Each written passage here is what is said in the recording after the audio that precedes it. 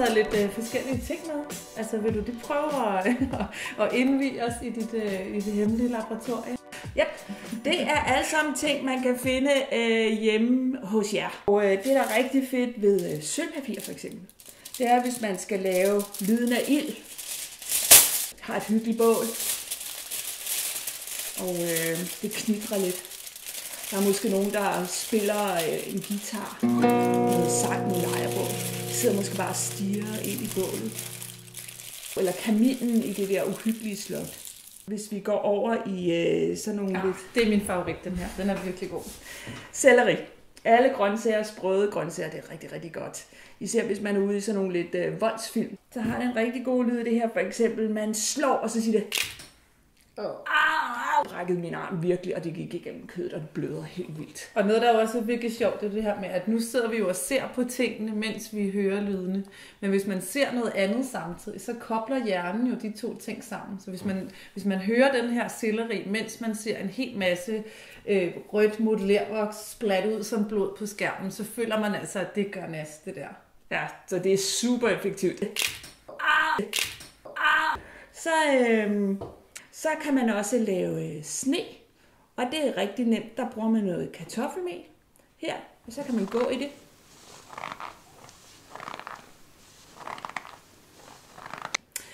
Så har jeg taget sådan en almindelig børste med her, og noget sandpapir.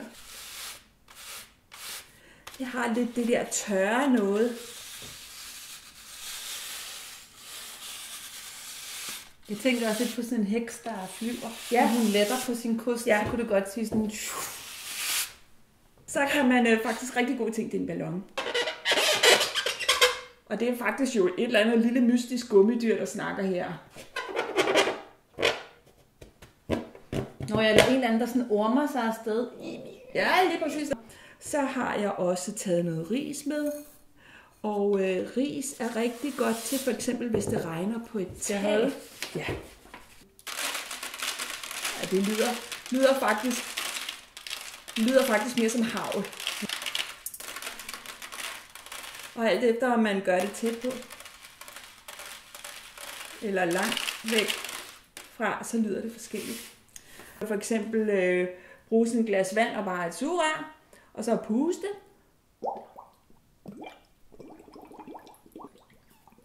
Så er vi ligesom under vandet. Så kunne man godt lige bruge sådan en lidt mærkelig klokkelyd her. Så er det godt nok mystisk. Vi er næsten gået igennem en portal. Hvad hedder den her? Det er ikke rigtig en harpe, det er jo en æggedeler. Det er faktisk en æggedeler, og den er rigtig, rigtig fed. Måske man møder en lille havfrue. Det kunne godt være sådan lidt mystisk. Og hun er ret lækker. Hun er ret lækker, men også ret mystisk. Den siger ikke så meget, når den bare er sig selv. Så det man kan gøre, er, at man tager en gammel dåse, og så bruger man den faktisk til at forstærke lyden. Den skal bare røre. Ved hjælp af sådan alle mulige mærkelige ting, så kan man faktisk lave sådan et havunivers. Fordi, som Nana siger, hjernen vil bare helt vildt gerne forstå det, der sker. Så man narrer faktisk hjernen. Så lyden, den løfter virkelig ens film. Ja.